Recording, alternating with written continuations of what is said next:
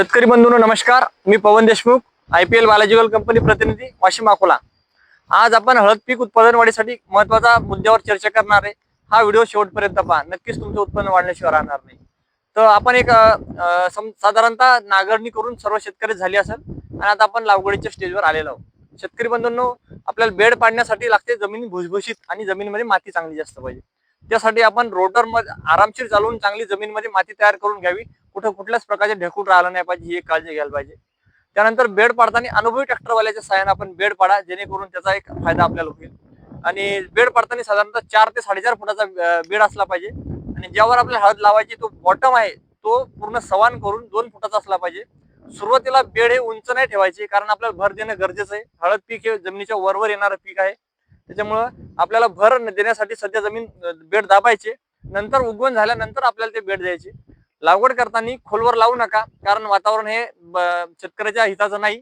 त्याच्यामुळे कधी टेम्परेचर कमी होऊ शकते, जास्त होऊ शकते, पाऊस कमी होऊ शकते, जास्त होऊ शकते। त्याच्यामुळे आपण लागवड केलेलं बियाणं खालच्या खाली सडून जाऊ शकते। त्याच्यामुळे लागवड करताना जर शक्य झालंच तर माणसाच्या साहाय्याने लावा, जर बायाच्या साहाय्याने लावा, जर नाहीच भेटायला तर मग ट्रॅक्टरने लावा।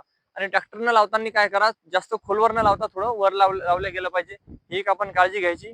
शेतकरी बंधूंनो, ज्यावेळेस बेन लागवड करतो तेव्हा बेन निवड करणं हे निवडूनच लावा, की खराब बेन आपल्या शेताच्या एक साईड लावलं तर 1-2 बेडला लागलं चालते। पूर्ण शेतात खराब बेन घेऊन चांगलं लावा, त्यातून निवडून केलेलं एक साईड लावा।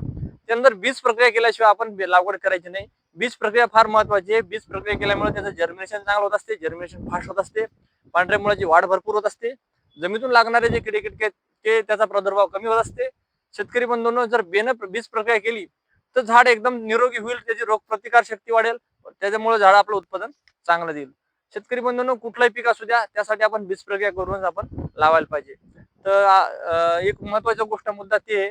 त्यानंतर अधिक माहितीसाठी तुम्हाला जी काही समस्या असली तुम्ही आमच्या नंबरवर फोन करू शकता, जो आम्ही तुमच्यासाठी अवेलेबल आहे। ज्या शेतकऱ्यांना शेतात येऊन माहिती पाहिजे ते पण फोन करू शकतात। वाशिम आणि अकोला जिल्ह्यामधील असू द्या किंवा एखाद्या शेजारच्या जिल्ह्यामधील असू द्या, तिथपर्यंत आम्ही पोहोचण्याचा प्रयत्न करू। शेतकरी बंधूंनो, बेसल डोस टाकताना आता जे आपण बेड पाडतो, एक तर बेड पाडायच्या आधी एकरी 3-4 बॅग सुपर फॉस्फेट फेकायची आणि निंबोळी फेकायची। पण हा डोस आपण जमिनीनुसार बदल करायचा।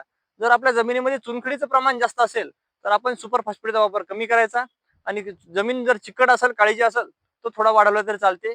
इन अवरेज 3 ते 4 बॅग एकरी सुपर फॉस्फेट पावडर असू द्या किंवा सुपर फॉस्फेट दाणेदार असू द्या, ते सफिशियंट आहे। त्याच्यानंतर जे आपण DAP सारखे खत येतं हे उगवणीनंतर त्याचा वापर करायला पाहिजे। त्याच्यानंतर समोरचं जे नियोजन आहे आपण पुढच्या व्हिडिओमध्ये सांगूच। धन्यवाद शेतकरी बंधूंनो, नमस्कार।